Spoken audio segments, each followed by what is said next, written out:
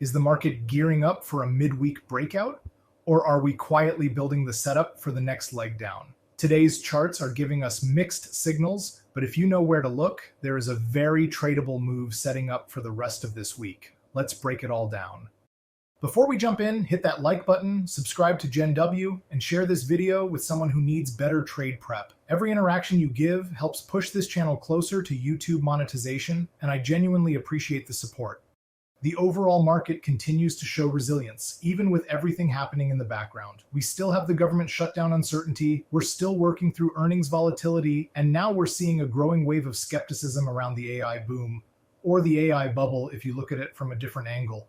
But even with all that noise, the market hasn't cracked. In fact, if we zoom in on the sector data, the story gets even more interesting. Financials, energy, healthcare, and consumer discretionary have all been either pushing new highs or holding steady near their highs. Financials and healthcare are especially important because they make up big pieces of the S&P 500, and strength in those sectors almost always helps support the broader index. Consumer discretionary holding up tells us the consumer is still active. Energy is the outlier here. That sector usually acts as a defensive play, so strength there can be a warning sign that money is moving cautiously. The bigger question marks right now are tech and communications. Those are the sectors we need to see step up if the market wants to shift back into full risk-on mode. Tech gave us a positive sign by forming a new daily higher low right off the 50-day moving average. That's strong support. Communications, on the other hand, looks weaker. It's forming lower highs and lower lows, which is the beginning of a daily downtrend. And the reality is this: without communications stabilizing and without tech names like NVDA, AMD, Meta, Google, and AMZN pushing up, the S&P can only go so far. Let's talk SPY because this is where everything comes together. For the past 2 weeks, SPY has been in a controlled pullback, but zoom out like I always say, and the trend is completely intact. The weekly uptrend is strong, the daily uptrend is strong. Until SPY forms a lower high and a lower low, you cannot argue the trend. The trend is the trend, and fighting it only burns accounts. Last Friday was a perfect example of how buyers are defending this market. We opened with a gap down, saw heavy selling, but never hit that line in the sand level at 659.50. Instead, buyers stepped in, pushed price back above the daily 50-day moving average, and we closed with a strong bullish hammer candle. Then Monday happened. We opened with a gap up on the news that progress was being made toward ending the shutdown. Sellers tried early, but buyers defended the 5 and 20-day moving averages, and we closed above 681.50 with a big engulfing bar. Tuesday, sellers tried again to push us under 680 and failed again, and today we got more of that same behavior: early dip, support at 680.50, rejection at 685, but still closing as another hammer candle. Buyers are showing up over and over. So where does this go next? For the upside scenario, I want to see SPY break above today's high and retest the 685 level as support. If that happens, we can very easily push into the 689.50 area and retest all-time highs. But for that move to really take shape, we do need tech and communications to participate. If they don't, that breakout will be slower. For the neutral scenario, I'm watching the 680 zone. That level has been interacted with repeatedly over the past 2 weeks. There are clearly buyers sitting there. If SPY pulls back into that level and holds it again, that becomes a great setup for a move back into 685 and potentially back toward the highs. For the downside scenario, the 680 level is everything. If SPY breaks below 680 and rejects that level on a retest, sellers will have a path to push us down towards 674, maybe 671. There's also a gap in that zone, and the Fibonacci levels line up well. The first fib level is around 674, and the 50% fib level sits right at the bottom of the gap around 671. The absolute pain point, the line in the sand, is 667. That's a major level. It lines up with the 61.8 fib retracement, and it's where the 50-day moving average is waiting. I don't expect to move that deep this week unless we get a major catalyst, but it's always important to know where the trend truly breaks.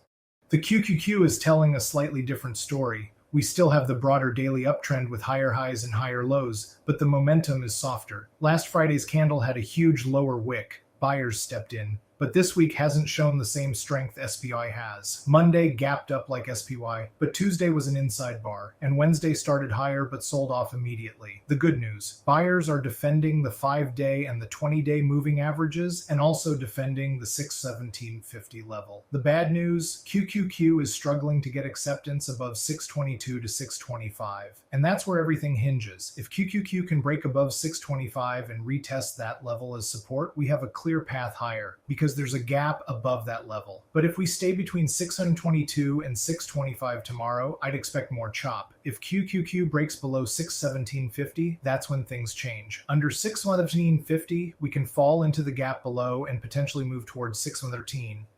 If sellers stay aggressive, the 608 level becomes the final spot where buyers must defend. That's the 61.8 fib and the 50-day moving average. QQQ isn't my top watch for day trades today, but it's absolutely my top watch for where the market goes next. Now let's talk about NVDA, the name that will tell us if the AI boom is continuing or if we're witnessing the first cracks in the armor. NVDA is still in a strong overall uptrend, but last Friday worried me a little. It tested equal lows around 179. Equal lows are not lower lows, so the trend is still intact, but it's something to watch. What matters is that NVDA found support at the 50-day moving average and closed with a hammer candle. Then we got a gap up Monday, and the past 2 days have shown digestion more than selling. Hammer candles again. Buyers showing up at the 5 and 20-day moving averages. If NVDA can break above Wednesday's high around 195.75, we can push toward 202.40 pretty easily. But if NVDA loses 190.50, that opens the gap down toward the 184 area. That would be the first real sign that AI enthusiasm is cooling, so I'm watching that level closely. Apple is one of my top watches today. The chart has been showing relative momentum for the past month, and we are forming a really clean balance range near the highs. Inside that range, we have a rounding bottom, which is a bullish pattern. And we also have a textbook 3-bar setup forming. Tuesday was the igniting bar. Wednesday was the resting bar. What we want now is the break over 275.40 and a retest of that zone as support. If we get that, Apple has room to run. If we don't get that break, I'm not trading it yet. Amazon on the daily time frame is sloppy. It's not easy to trade intraday, but it's setting up beautifully on the weekly. On the shorter term time frame, Amazon is building a balance range between 244 and 250.35. A break over that range gives us a clean path toward 256.65. But the real setup, the one I'm watching for a potential swing trade, is the pullback to 238. That level was strong resistance back in January, and now it could become support. If that support forms, Amazon is breaking out of a nearly 1-year cup and handle pattern. The measured move on that pattern takes us potentially into the 300s, as high as 320 or above. This is not a short-term play, but it is one of the best swing setups I see on the charts right now. Google continues to show relative strength after its late October breakout. For the last 2 weeks, it has been building a balance range that looks very much like a bull flag. If we can break above 291.65 and hold it, this thing can run into new all-time highs. The bull flag measured move gives us a target around 332. There isn't a clean downside play here. Buyers are firmly in control.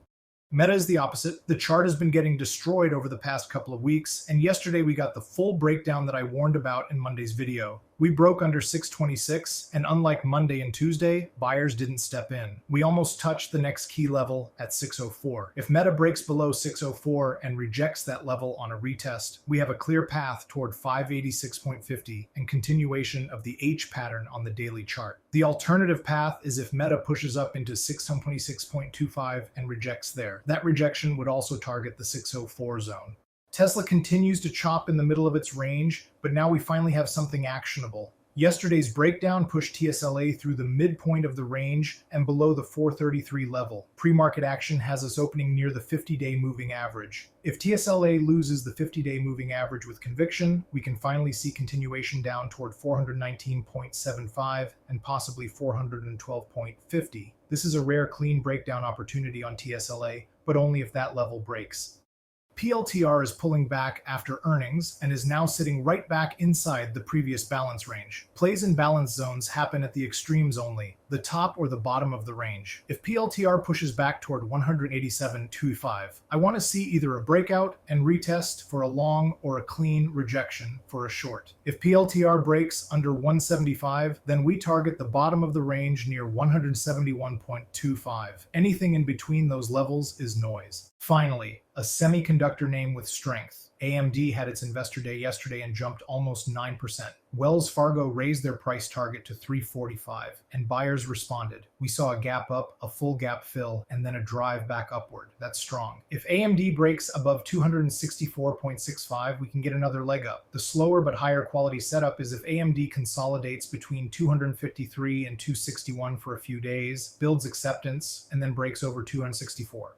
Micron has been a monster, but I'm cautious. This stock hasn't had a true pullback or consolidation in a while. Still, the chart is giving us a clear setup. If MU can break and retest 248, we can target the all-time highs at 257.16. Just make sure QQQ is strong. MU tends to follow the bigger tech flows. Robinhood continues to form lower highs with equal lows last Friday. The stock is tangled at multiple moving averages, and the only clean play I see is a push into 137.10. If Hood rejects that level, that sets up a clean continuation back toward 120. Anything between those levels is messy and not worth the risk. MicroStrategy continues to bleed because Bitcoin is starting to break down. Bitcoin lost its 200-day moving average, and that is always a warning sign for crypto-exposed companies. MSTR is setting up a massive double top on the weekly time frame, and the neckline is at 221. If MSTR breaks below 221 and rejects that level on a retest, the path toward 181 is wide open. There is almost no structure in that zone. And finally, OKLO continues to follow the massive head and shoulders pattern we've been talking about. We broke through the neckline, and now the stock has been repeatedly rejecting 110.75. Yesterday gave us an inverted hammer candle, a great confirmation that sellers are still in control. If OKLO breaks below 106.65, that sets up a move into the 95.90 zone. If the overall market turns weak, this could expand into a deeper move toward 84.60 over the next few days. That wraps up your midweek market update. If this helped you prepare for the trading week, hit like, subscribe to Gen W, and drop a comment telling me which tickers you want covered next. We're building one of the strongest trading and investing communities anywhere, and I appreciate every one of you for being here.